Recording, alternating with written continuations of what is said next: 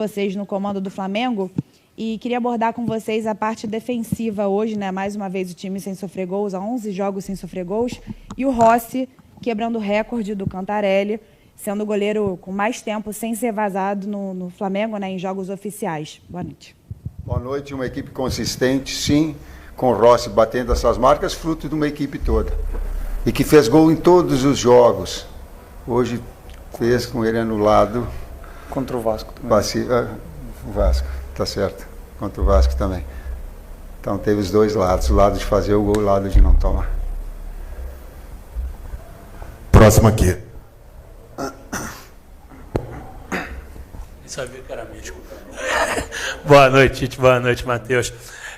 Tite, assim, quando você chegou, todo mundo sabia da sua história no futebol, mas a torcida do Flamengo, com aquela visão torta de que você seria um treinador defensivo, tinha uma certa ressalva. E agora a gente vê uma aceitação muito grande em relação ao teu jogo. Você vê que hoje, na hora de aparecer o seu nome no placar, a torcida vibrou. Se fosse em outros tempos, a gente que trabalha aqui cobrindo o Flamengo há muito tempo, esse 0-0 sem o Flamengo machucar muito, a torcida podia estar impaciente, e ela foi paciente o tempo todo com o Flamengo consciente, como na partida de hoje. Queria perguntar para você e o Matheus, como é que vocês viram assim, esse comportamento da torcida em relação ao Flamengo seguro, que mais uma vez pouco sofreu, tirando aquele chute do Renato Augusto no início. Obrigado. De novo eu vou falar em equilíbrio. Nós passamos uma semana com muita dificuldade. Está falando com o Fábio agora.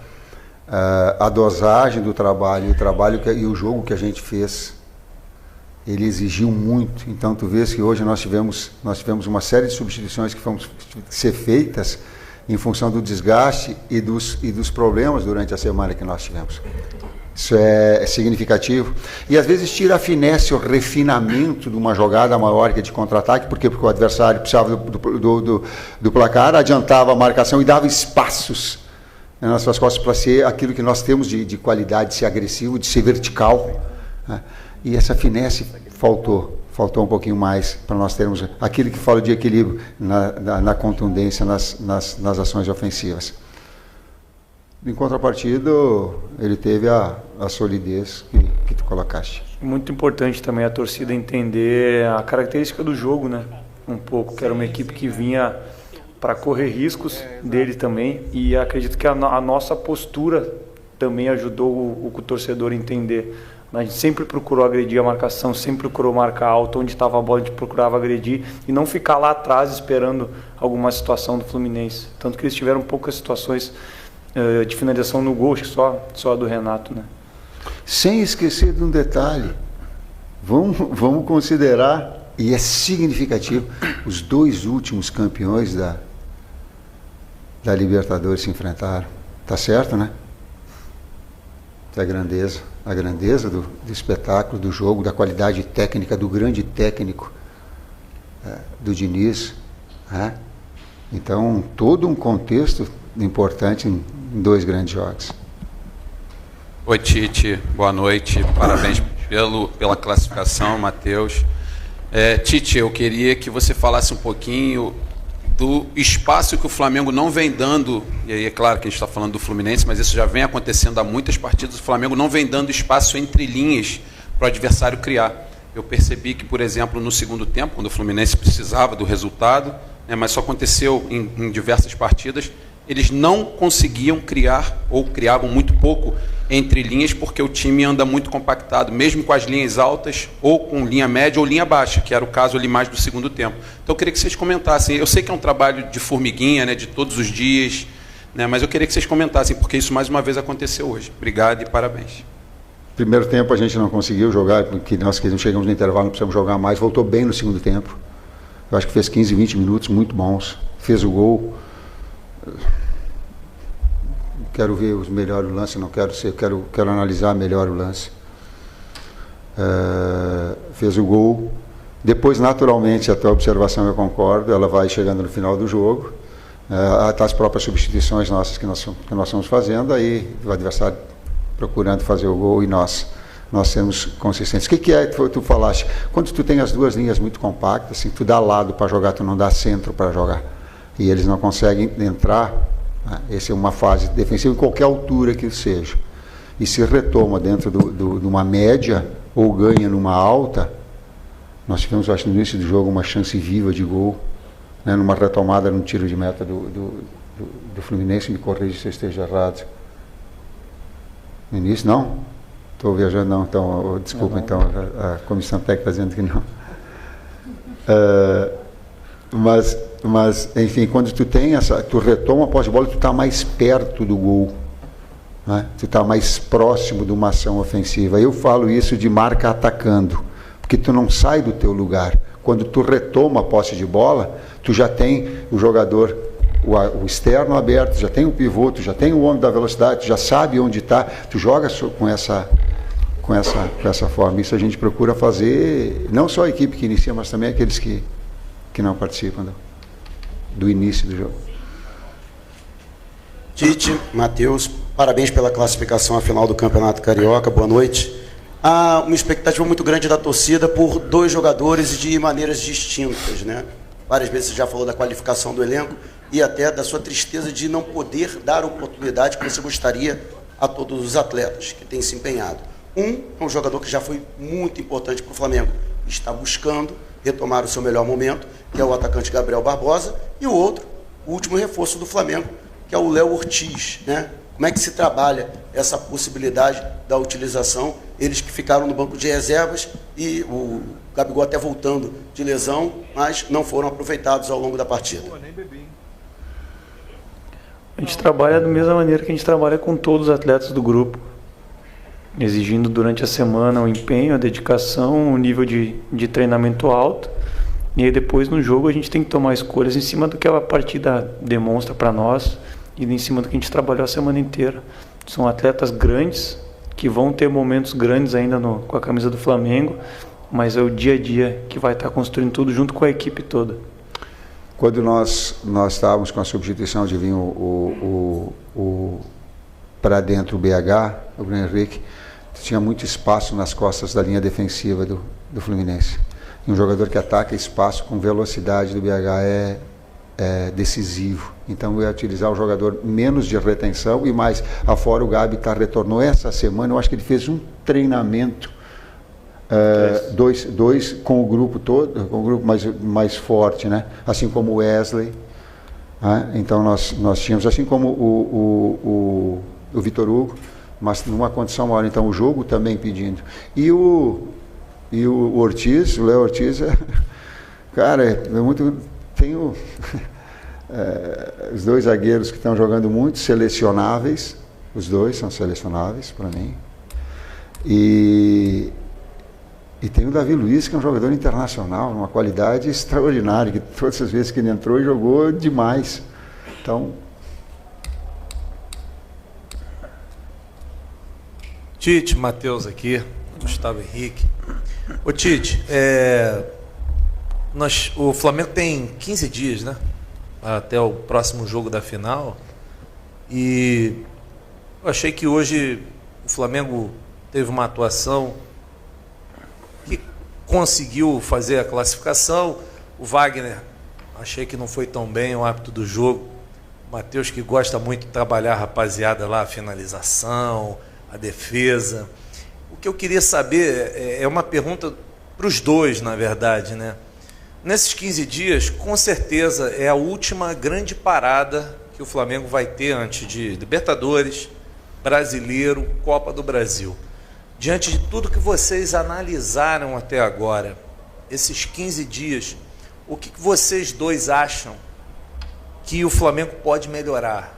O que vocês dois acham que o Flamengo pode evoluir em termos de treinamento, em termos de um acoplamento melhor de sistema de jogo, porque são 15 dias de trabalho. O que vocês estão pretendendo, o que vocês estão analisando para esses próximos 15 dias? O primeiro aspecto é manutenção do desempenho e evolução. Manutenção e evolução. Se tu pegar parâmetros, vamos dizer, o jogo anterior do Fluminense é a referência. O jogo anterior, ele é a referência, ele tem um componente, não quero falar, mas da mesma forma que teve um componente físico, uma intensidade extraordinária do outro jogo, uma retomada dentro do campo adversário, Essa semana a gente sentiu nesse aspecto. Justamente por esses jogadores, o Nico ficou um dia sem treinar, o Eric voltou a treinar quinta. O Ayrton voltou a treinar quinta. É contextualizar isso tudo. A gente recuperou o Alan. A gente ficou 15 dias para dar a ele uma condição física, retiramos ele da coisa para ele ter um preparo físico para ter uma situação e ele apresentar agora. Tá? Então, esses componentes todos, a gente falar em termos táticos, a referência ao jogo anterior, em termos físicos é uma recuperação, eles são jogadores internacionais e estão em seleção também. Vou ficar torcendo agora para o outro lado para não machucar, né? Vou ficar assim. Tu vai torcendo para alguém? Não, estou torcendo para não machucar agora. Completa, Matheus? Tá bom. Boa noite, Tite. Boa noite, Matheus. Parabéns pela classificação. Gostaria de saber agora sobre o próximo jogo, que será ou contra o Nova Iguaçu ou contra o Vasco. O Vasco sendo o melhor ataque, a melhor defesa, tirando o Flamengo. E o Nova Iguaçu, que é a nova revelação do campeonato. Eu queria saber qual é a diferença entre se preparar para um clássico, que seria, no caso, o Vasco, e a diferença de se preparar para a nova revelação do campeonato, o Nova Iguaçu. Os dois fizeram por merecer, não dá para escolher. Eu vou ficar amanhã sentado e vou ficar olhando, vou ficar... Confesso que a gente não vai... O padrão de análise do adversário independe do tamanho do clube, que tu fala do tamanho do Vasco, do tamanho do Nova Iguaçu recente, ou a campanha que faz, a gente sempre procura analisar o que está dentro de campo. Então, independente de quem for, qualquer um dos dois, a gente vai analisar muito bem o que tem dentro de campo, as peças que podem fazer a diferença e como a gente pode levar vantagem ou anular o adversário nesse sentido. Nessa resposta, o meu filho foi melhor do que eu. Nessa aí, ele falou que eu não tive discernimento de falar. Boa noite, Tite. Boa noite, Matheus. Aqui, Cidão Marinho da Litoral News.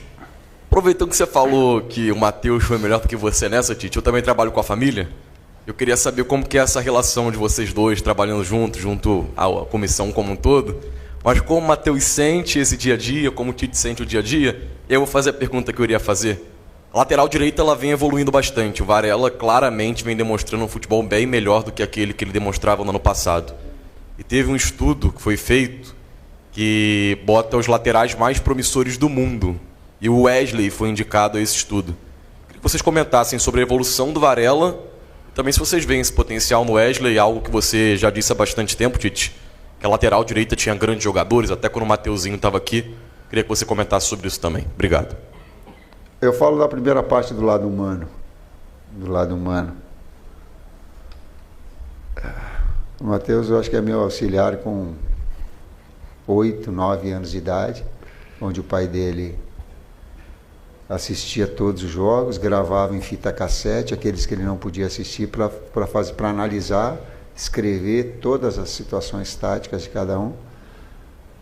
E um dia eu estou saindo de casa e voltei e tinha tido um jogo. E quando eu cheguei em casa, surpresa, ele pegou a fita cassete e me entregou. Ele disse: ó, pai, eu gravei para ti. Eu disse: filho, que jogo teve? Desculpa, não era um jogo com equipes fera.